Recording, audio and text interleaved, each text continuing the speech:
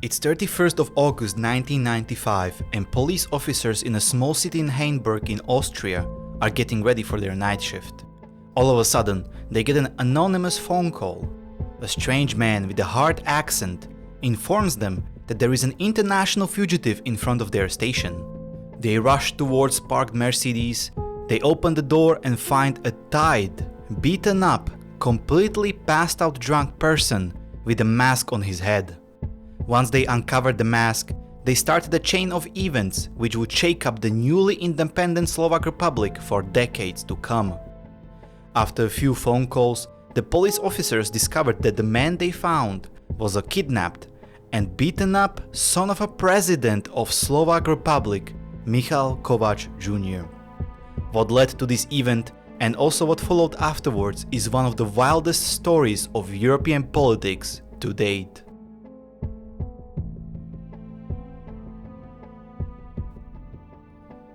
It's November 1989 and Czechoslovakia just went through a velvet revolution which signaled the fall of communism.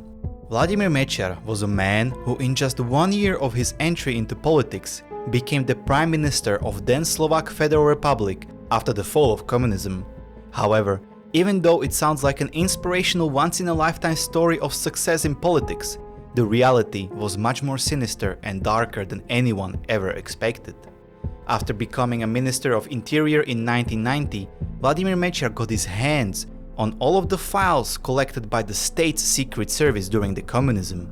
It was a goldmine of an information, which if landed in the wrong person's hands, could lead to endangering the lives of thousands of people. Vladimir Meciar, through careful nitpicking, manipulation and use of the documents from the secret service, got rid a lot of unwanted people from his newly formed government later in the same year. After the dissolution of Czechoslovakia, Vladimir Meciar and his party of HZDS, Movement for Democratic Slovakia, formed a ruling government in the newly independent Slovak Republic. No more central government in Prague, no more oversight from different ministries, just a complete, unregulated power. Vladimir Meciar started immediately putting his own people into various positions in the government, even the president himself. Before 1999, the president of the newly formed Slovak Republic was elected by the National Council and not the public. Therefore, the government had to appoint several candidates and then the council would decide who would become the president.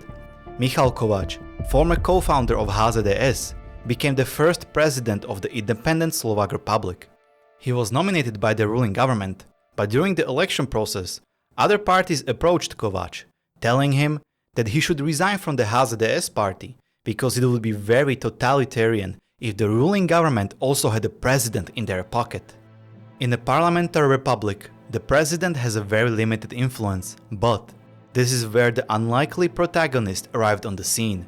In a wild turn of events, Michal Kovac, past ally of Vladimir Meciar and co-founder of HZDS, decided that now he represents not just the party's goals and ambitions, but the entire newly created nation of Slovak Republic.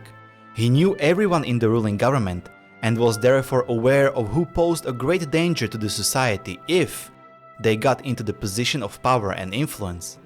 The president of the republic started becoming more and more independent, and his conflict with Vladimir Meciar, the prime minister of the country, escalated in multiple stages. In 1993, Meciar's government tried to make Ivan Lexa the Minister of Privatization, something that is in the competence of the President of Slovakia.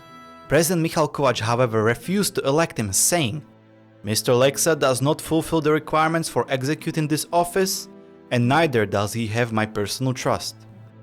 Privatization is the process of transferring an enterprise or an entire industry from a public sector to the private sector. During communism, the state controlled and owned every aspect of the industry in the country. Now, after the fall of the Iron Curtain and dissolution of Czechoslovakia, everything was up for sale, and it was very important that this position be handed to a law-abiding politician. Someone Ivan Lexa was not. Ivan Lexa is one of the key characters in the whole story. He was born into an influential and wealthy family. His father, Vladimir Lexa Sr., was a minister in a communist Czechoslovakia. After the Velvet Revolution, Vladimir Lexa Sr. became an informal head of the organized crime in the region by the help of his ties to the structures of the former Secret Service STB and the Penta Group, which he helped to create. Oh, and by the way, Penta Group is one of the most well-known organizations with the ties to the government and organized crime in Slovakia. They are still operating and flying about the law to this day. We can see that Ivan Lexa was coming from a very quote-unquote intriguing family with a very shady background. He quickly became the right-hand man of Vladimir Meciar and one of his most trusted allies. Michal Kovac knew that if the Ministry of Privatization fell into the hands of a spineless man such as Ivan Lexa, he would have sold his soul to a devil, or to anyone with the highest bid. To walk around this obstacle, the government made Lexa the deputy head of the Ministry of Privatization, while letting the post of minister vacant, making Lexa de facto run the ministry. This led to an unprecedented privatization and corruption in the country. From 1991 to 1996, the government sold 1,218 state companies with a book value of 427 billion Slovak crowns or $12 billion to people close to Vladimir Meciar and Ivan Lexa. They quite literally partitioned almost the entire industry of the country between them. Someone had to intervene.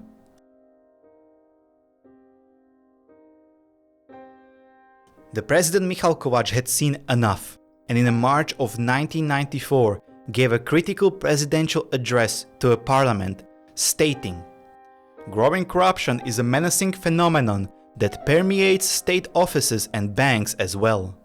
We must do everything to prevent Slovakia from becoming a country of mafia gangs and paid officials from the highest positions to the gatekeepers.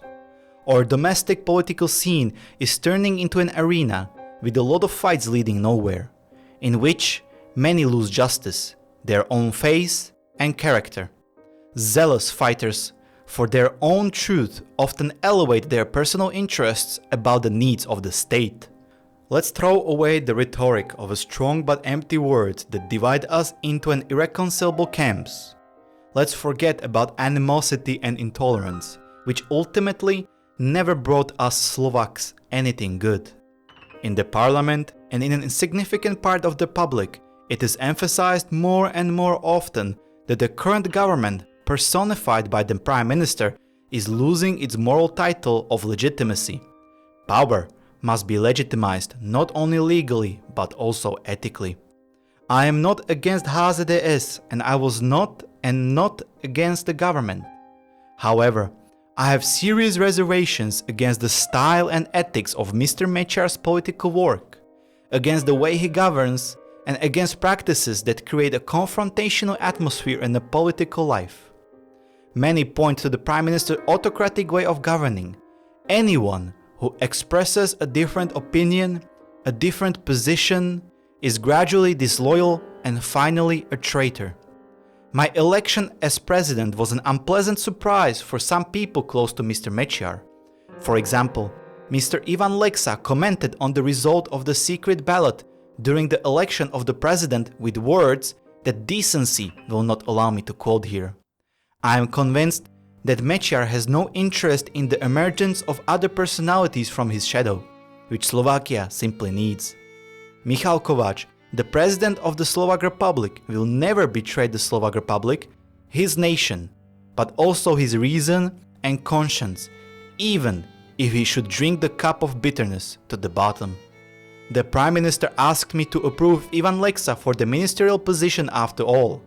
He justified this by saying that the HZDS no longer has money for salaries, that there will be likely an early elections and the movement needs money. He further told me that no one else can do the job for him and that when he does it, he will send him away. This speech sent shockwaves throughout the parliament, which led to a deposition of Vladimir Meciar's autocratic rule and the creation of a new temporary government before the autumn elections of 1994 could begin. The problem was that the most of these issues were happening behind the scenes. The national television and also the society of the newly founded Slovak Republic were still finding and forming their identities. Therefore, Vladimir Meciar was a still hero to the people, To them, he was quote-unquote father of the nation. He could appease the masses and people could relate to him. Even though the election results were not as heavy in the favor of Meciar's party HZDS, they still managed to form a ruling government with two other parties. After taking office for the second time, Vladimir Meciar did everything he could to take revenge on the president for his breach of trust. What followed was a moment in history dubbed as Slovak Night of Long Knives. It was a night when during the 12 hours of negotiations, the coalition MPs recalled the state officials from the state bodies, which the parliament has influence over, and installed their own people there. 38 people were dismissed from the important state positions. Taking control of the parliament was only the beginning of a massive offensive which Meciar went into that night. Only later did his opponents understand that it was an attempt to seize the entire state. Vladimir Meciar himself was caught on tape saying, "The winner seizes it all. God's will be done so that everyone will be amazed." After his deposition from power earlier that year, Vladimir Meciar made sure that it will never happen again. During the Night of the Long Knives, his party took absolute autocratic control over the country. They even took control over the national television and national radio. Despite everything, there still have been some governing bodies which tried to oppose this transition of power.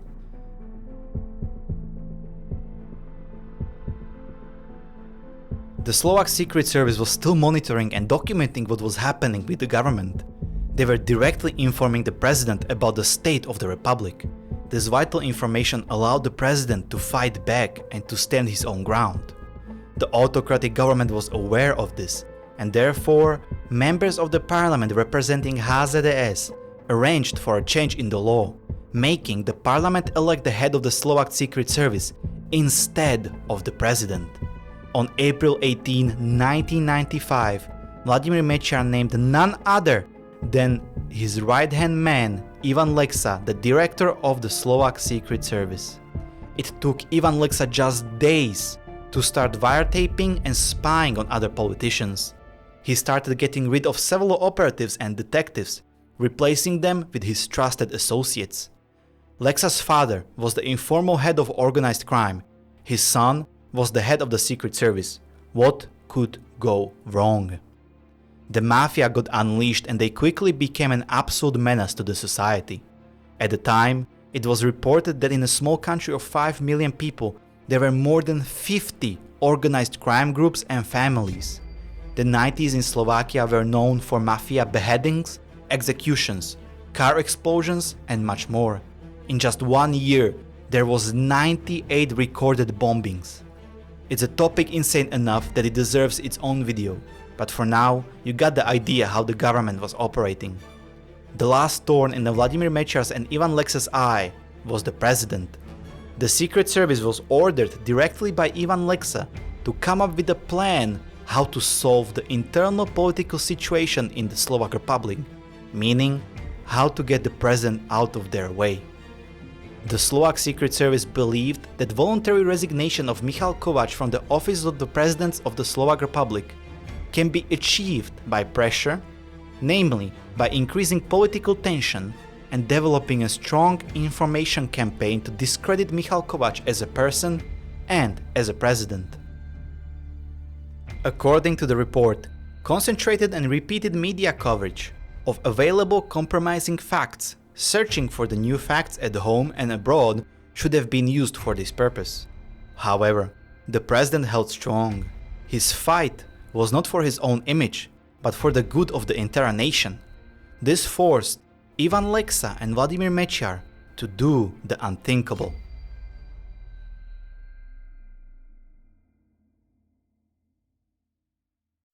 In March to May 1992, the Slovak company Technopol paid the Dutch company Introcommerce the sum of $2.3 million for a supply of textiles which was never realized. In September the same year, the German security authorities arrested Peter Krylov on suspicion of illegal arms trade, and later they found that he was one of the key actors of the Technopol fraud case.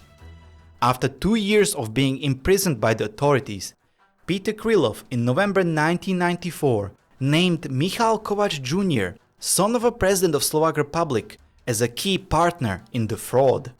Ironically, it was just a coincidence that Peter Krylov all of a sudden remembered that the president's son was a key partner in a crime just a few days after Vladimir Meciar went through the Night of the Long Knives, where he grabbed complete control over the entire country and swore to take revenge against the president.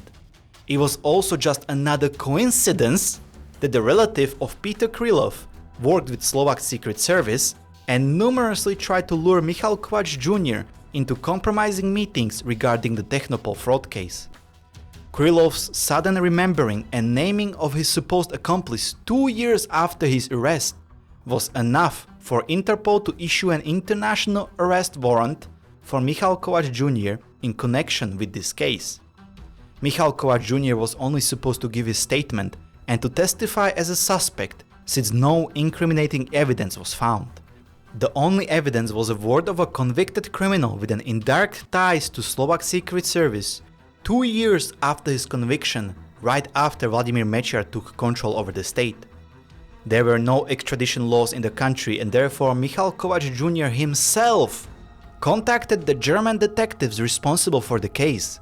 He offered his help with the investigation and asked them if they could arrange his interrogation and collect his testimony in Slovakia.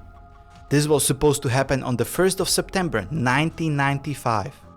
The Slovak Secret Service under the leadership of Ivan Lexa and Prime Minister Vladimir Meciar were waging a discreditation war against the President Michal Kovac.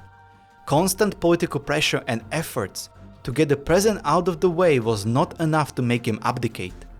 However, what if his own son could be used as a bargaining tool? There is an international warrant for his arrest after all. That could put the president under the immense pressure and send a clear message to anyone who was willing to stand in the way of Vladimir Meciar. So it was decided that on the 31st of August 1995, just 1 day before his supposed deposition by the German authorities, Slovak Secret Service did the unthinkable.